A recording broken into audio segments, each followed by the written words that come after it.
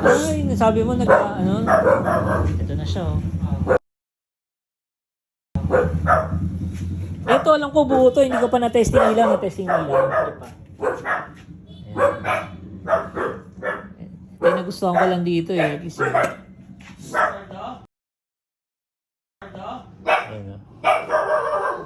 ano nakita mo? Wala na mga filter. Kinain ng tanga. Nang? Tanga. Ano yun?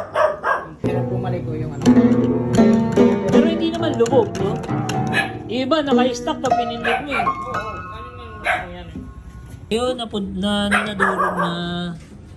nadurog na yung mga ano sa loob. Pero yung kahoy wala talaga sa loob to, di ba? Meron yan, no? May filter. Oo. Pero dito walang laman. Kinain niya nga. Oh. Kaya nga. Ito pala yung tunay na ano, Hasterner. Yan, imported yan eh. Kastner well. Ano?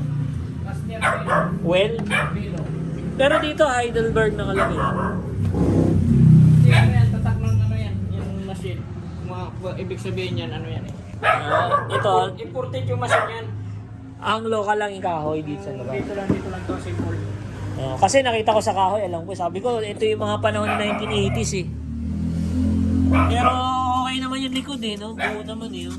Yung inatat lang ng daga, ayan o. Oo, kaya siguro nilagyan ng ano. Ibabalik ba natin yan no, screen? Mula yun, ano yan eh. Kakalansing yan. Sampa yung ano sa ano. Mga square so sampa sa dapat yan, hindi yan nakasampa dyan eh. Kaya masama ang tunog kaya no. Ito, ayan o, sampa o. Mga ano na yan eh, palit na yan eh. Oh, iba na Hindi yun. na yan original eh.